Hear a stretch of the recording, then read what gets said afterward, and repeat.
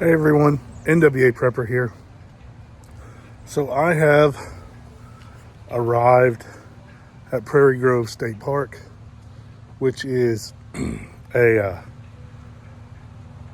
a Civil War battlefield park, and they have a museum and monuments. But today is the 167th, I believe. Don't quote me on that. Battle reenactment or event at this park. And one of the things that I enjoy, number one, I love his Civil War history, and I've been here many times. Matter of fact, one of my first smooching my wife's memories were here at this park on the hiking trail. Not that she wants me to share that with the world, but I'm gonna show you around. Today my focus is, of course, enjoying the living history, but also to look at some of the camping techniques and tools of the trade of the time. So one of the things that they do is they do drill and ceremony.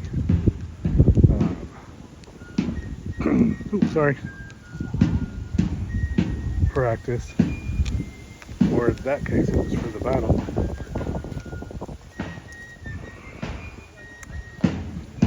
But you can see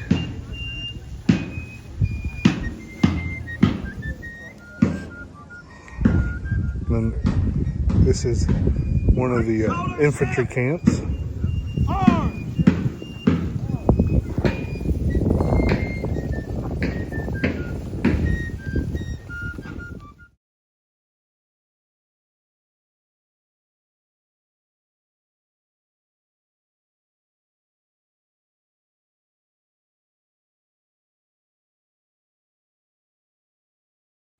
So there's lots of sorry about the light. Lots of wedge tents, which are these guys you see back here, or A-frames.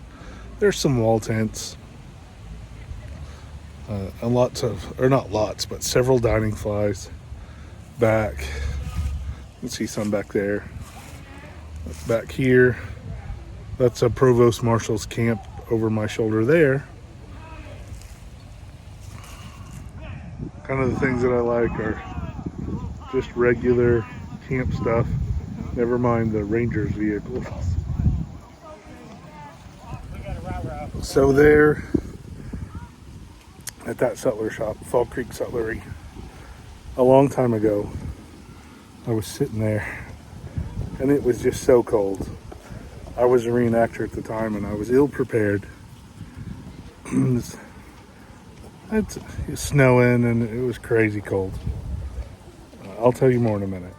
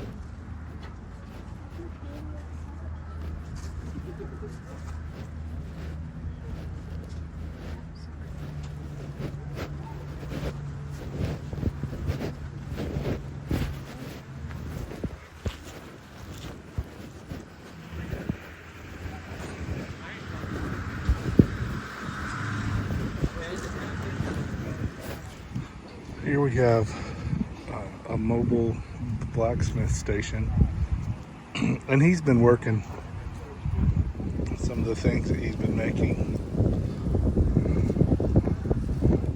Here's some of the things that they're making in this blacksmith shop. They're making it right there. Lots of things to learn and see, especially since almost everyone's willing to talk with you and share.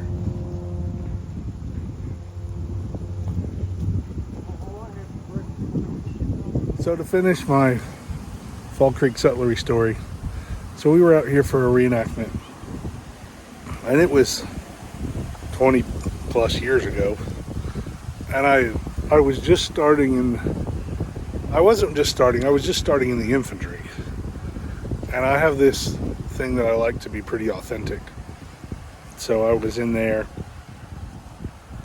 and and I didn't own a tent yet, so I borrowed one, and you've got some straw down on the bottom. And so that's what it was doing, is just kind of hanging out, and it started to get dark. And as it gets dark, it gets cold, which is no big deal when you're around the fire with your buddies. And then, and all I had was, let me take a picture of somebody unwilling and show you what I was wearing.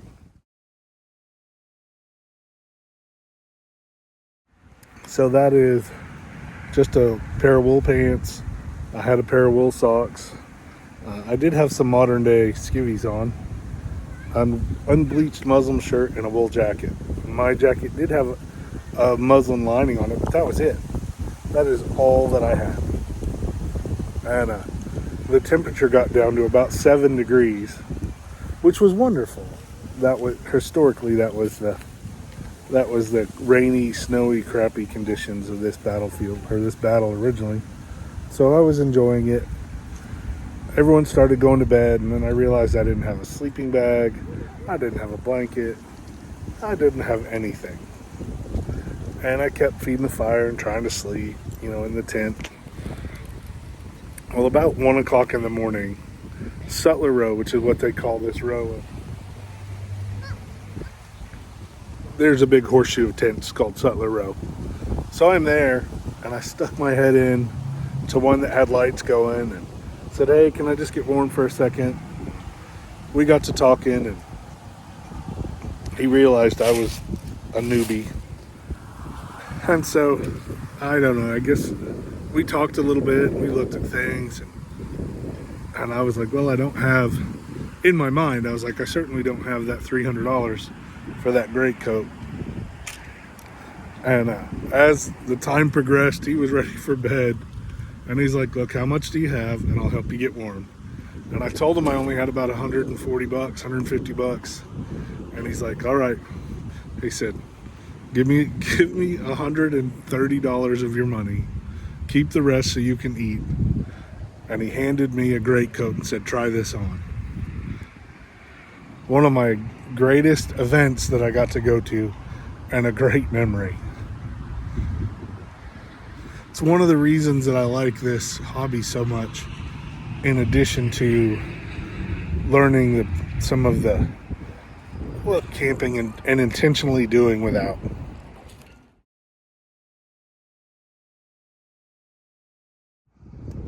So this is the civilian camp, or a small portion of it. And of course, there are lots of people willing in this hobby to teach and share and encourage. And if you've never been to any kind of a historical reenactment, you're truly missing out on some fun. That's too bright, sorry. There's a lot of things that you can learn, such as, if I can get it in there, and I can't. Oh, there it is. The firewood and this piles of straw. They'll put the straw around the base of their tents to keep, insulation, just like we would today. That's just what they had.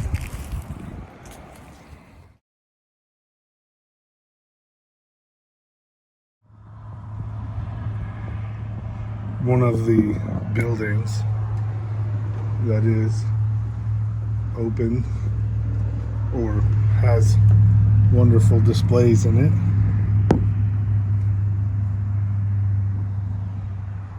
So some of the reasons I appreciate and enjoy like historical parks like this one is some of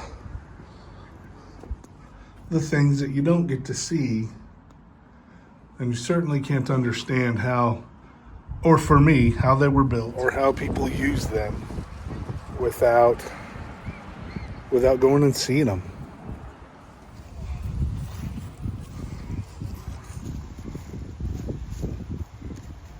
It's a different kind of tent. Those are called Sibley tents. So they look like teepees, but they're not.